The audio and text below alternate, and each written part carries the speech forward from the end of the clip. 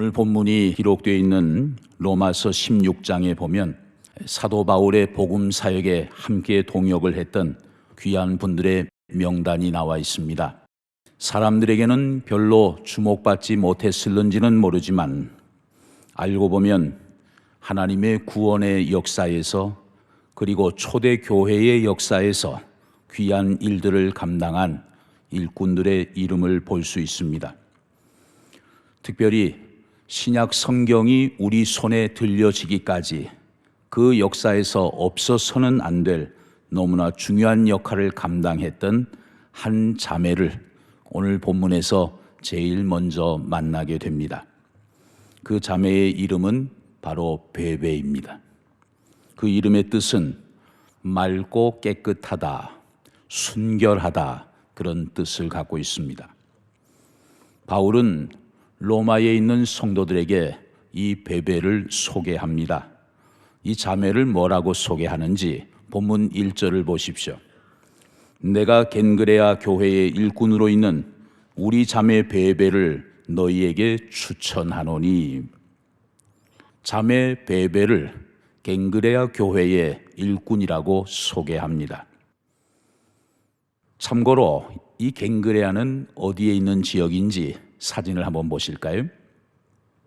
고린도에서 동남쪽으로 약 10km 떨어져 있는 바닷가에 위치한 작은 항구 도시입니다. 지금 바울은 선교 여행 중에 고린도에서 겨울을 맞이하게 되었습니다. 그런데 겨울철 고린도 지역의 그 지중해 바다는 날씨가 춥다기보다는 아무 때나 광풍이 예고 없이 불어오는 그런 기후적인 특징이 있었습니다. 그래서 겨울에 배를 띄웠다가는 언제든지 유라굴로 같은 큰 광풍을 만날 수 있었습니다. 이 때문에 바다에서 잔뼈가 굵은 선장이나 선원들도 겨울에는 배를 띄우지 않았던 것이죠. 사실 바울은 더 빨리 복음을 들고 더 넓은 지역으로 가서 복음을 전하고 싶었습니다. 그러나 지중해 겨울에 그 특수한 기후 때문에 고린도에서 어쩔 수 없이 발이 묶이고 말았어요. 이로 인해서 바울은 고린도에서 3개월 동안 겨울을 지내야만 했습니다. 그때 바울은 그 틈을 이용해서 그 유명한 신학의 대작 바로 로마서를 거기에서 기록하게 된 것입니다. 그 고린도에서 아주 가까운 바닷가에 겐그레아 교회가 위치해 있었습니다. 바울은 이 베베를 로마 교회에 소개하면서 겐그레아 교회의 일꾼이라고 설명을 덧붙였습니다. 일꾼, 헬라어 단어를 보면 디아코노스라는 단어를 썼습니다. 디아코노스. 디아라는 단어는 뭔가를 가로지른다, 뭔가를 관통한다 그런 뜻이에요. 또 코노스는 먼지라는 뜻입니다. 먼지. 디아코노스, 먼지 속을 뚫고 그 속에서 일하는 사람. 여기에서 바로 일꾼이라는 말이 나왔어요. 그러니까 디아코노스, 일꾼이라는 말은 가만히 앉아서 팔짱을 끼고 어이 저기 뭐가 있네, 저것 좀 저쪽으로 옮기세요. 어이 저기 쓰레기가 있네, 저것 좀 갖다 버리세요. 이렇게 손가락으로 지시하는 사람이 아니에요. 자기가 직접 소매를 걷어붙이고 그 속에 직접 들어가서 몸으로 직접 뛰는 사람, 그 사람이 바로 디아코노스, 일꾼이라는 것입니다. 이것이 오늘날 영어의 디큰, 바로 집사가 된 것이죠. 그래서 RSV 영어 성경을 보면 본문 1절의 이 일꾼이라는 단어를 집사로 번역을 해서 이 베베를 겐그레아 교회의 여집사로 소개하고 있습니다. 이 디아코노스, 일꾼은 먼지 속에서 항상 열심히 일을 하다 보니까 머리 위에는 허연 먼지가 늘 묻어 있어요. 이마에는 땀방울이 송골송골 맺혀 있습니다. 또 손에는 아직 씻지 못해서 일하던 채 그대로 기름도 묻어 있고 먼지도 묻어 있는 상태. 이게 바로 일꾼, 집사의 일반적인 이미지입니다. 여러분, 우리가 일반적으로 얘기할 때 일꾼이 있고 구경꾼이 있죠. 또 뛰는 선수가 있고 구경하는 관중이 있습니다. 아직 이 땅에 남아있는 성도들, 우리들의 실존적인 모습은 둘 중에 어느 쪽일까요? 아직 우리는 일꾼이죠. 아직은 관중석에 앉아서 아이고 잘한다, 아이고 수고한다, 손뼉 치고 응원하는 그런 구경꾼이 아니에요. 아직 우리 모두는, 이 땅에서 신앙생활을 하고 있는 우리 모두는 아직은 뛰어야 하는 선수인 것이죠.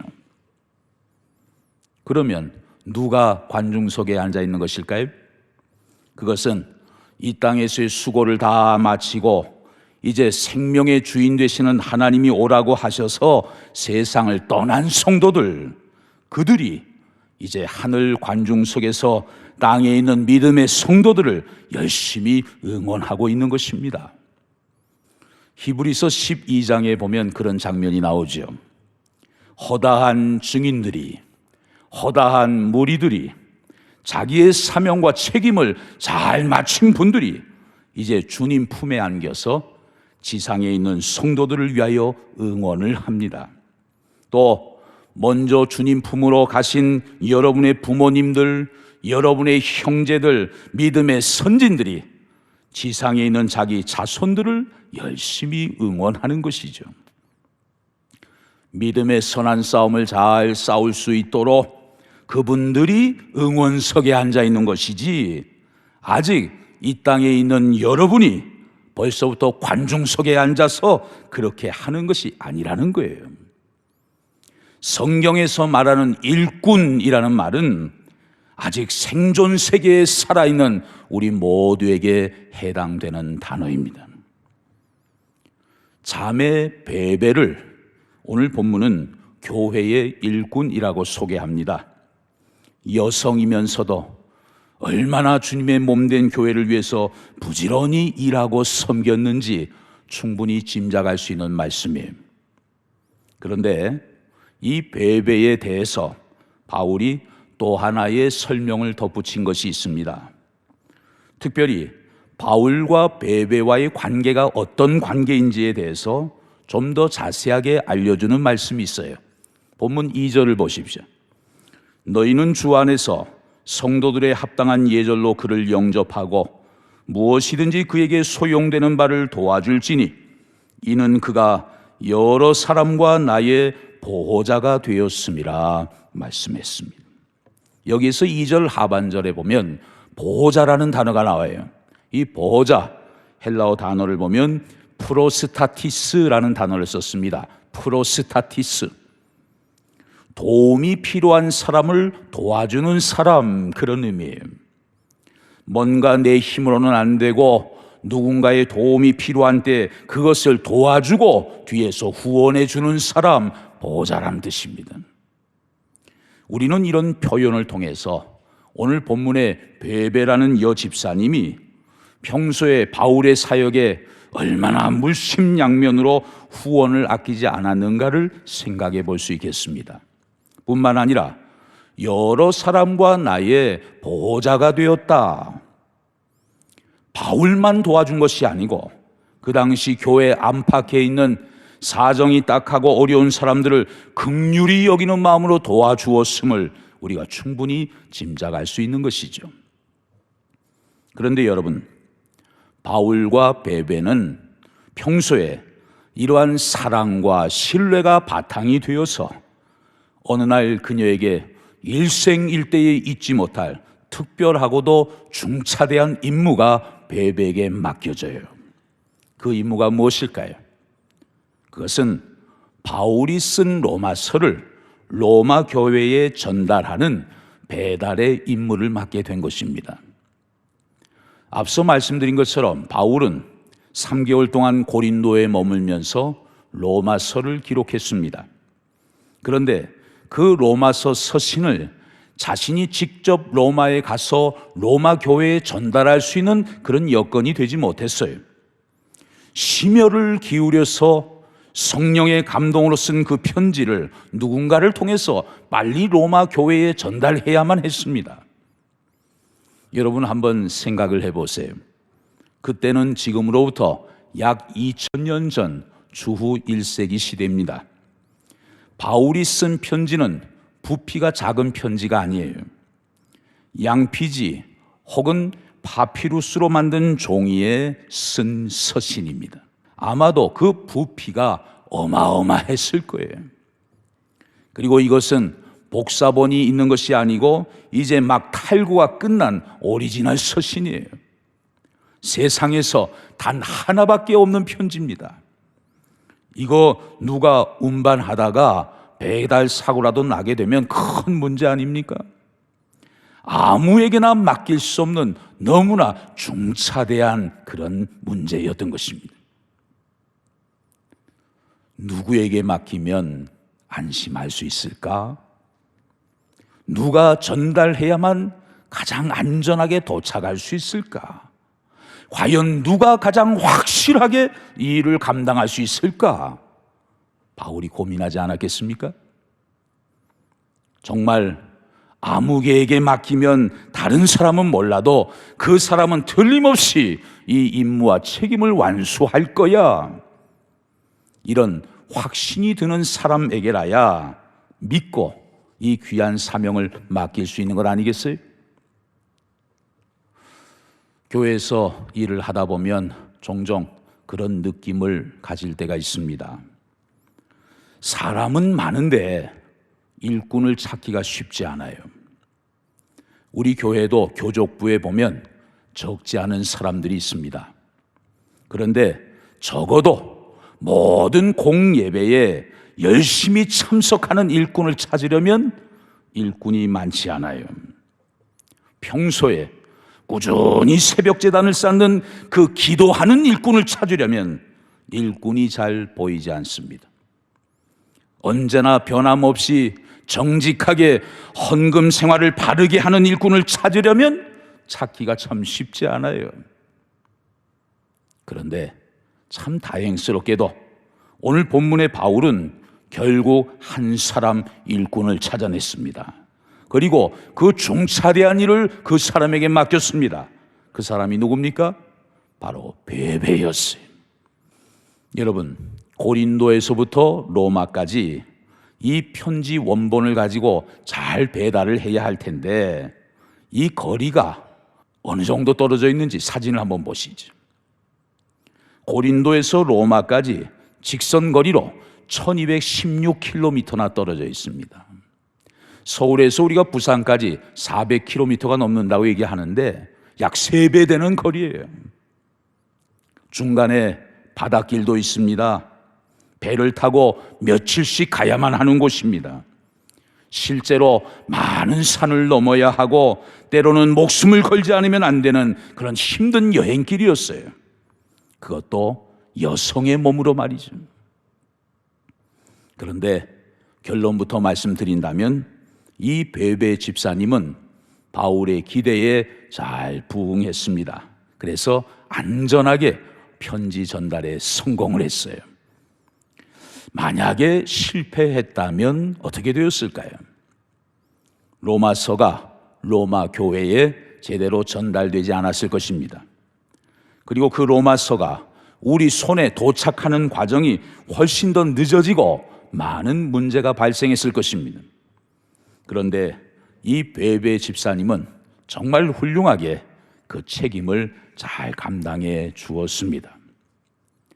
모든 믿는 자에게 구원을 주시는 이 피 묻은 복음이 담겨져 있는 로마서, 이 편지를 로마 교회에 전달하는 그 사명과 책임을 잘 감당했기 때문에 이 로마서가 이제 로마에서 콘스탄티노플로, 콘스탄티노플에서 유럽으로, 유럽에서 신대륙 미국으로, 미국에서 아시아로 이어져 오면서 오늘날 우리 손에까지 들려지게 된 것이죠. 많은 분들이 이런 얘기를 합니다. 오늘날 세계적으로 시대적인 징조들을 볼 때 주님이 다시 오시는 발자국 소리가 들리는 것 같다, 그런 말들을 해요. 많은 사람들이 이구동성으로 지금은 마지막 때다, 정말 말세의 지말이다, 그렇게 단언하기도 합니다. 뜻 있는 사람들은 이런 얘기도 해요. 어쩌면 아시아의 교회들이 결승 지점까지 이르는 마지막 주자의 역할을 할지도 모른다. 그래서 중국 교회를 이야기하기도 하죠. 그러나 중국 교회는 열정은 있습니다만 성경적, 신학적인 기초가 아직은 빈곤해요. 반면에 한국 교회는 어떻습니까? 비록 땅덩어리는 작지만 정말 은혜도 제대로 받고 성경도 많이 알고 또 신학 교육의 시스템도 안정적으로 되어 있는 나라. 그래서 한때 미국 다음으로 전 세계 선교사들을 가장 많이 파송했던 나라, 바로 대한민국 한국 교회 아니겠습니까? 여러분, 우리 한국 사람들에게는 선교하기에 좋은 장점이 여러 가지가 있습니다. 1세대는 1세대 나름대로 장점이 있고 또 2세대, 3세대는 그들 나름대로 장점을 갖고 있어요. 우리 1세대는 어떻습니까? 역사적으로, 국가적으로 너무나 힘든 고난과 역경을 많이 거쳐온 세대입니다. 그래서 그런지 자기도 어려운데 자기보다 더 어려운 사람들 얘기를 들으면 자기 옛날에 고생한 생각이 갑자기 문득 떠오르면서 금방 공감을 하게 돼요. 그래서 딱한 마음에 이런저런 계산하지 않고 그분들 좀 도와줍시다 그러면 그냥 극석에서 자기 지갑을 여는 거죠. 이것이 우리 1세대 부모님들의 마음이에요. 반면에 우리 자녀들 2세대, 3세대는 비록 그런 어려움을 몸소 체험하지는 못했어요. 그러나 여러분이 잘 아시는 것처럼 그들은 컴퓨터나 인터넷을 아주 자유자재로 잘 다루지요. 그래서 바깥 세상이 지금 어떻게 변화되고 있는가에 대해서 정보가 아주 빠릅니다. 그리고 일 처리를 아주 과학적이고 합리적으로 잘 처리해요. 어른들이 10시간 할 일을 젊은이들은 한두 시간이면 다 끝내버립니다.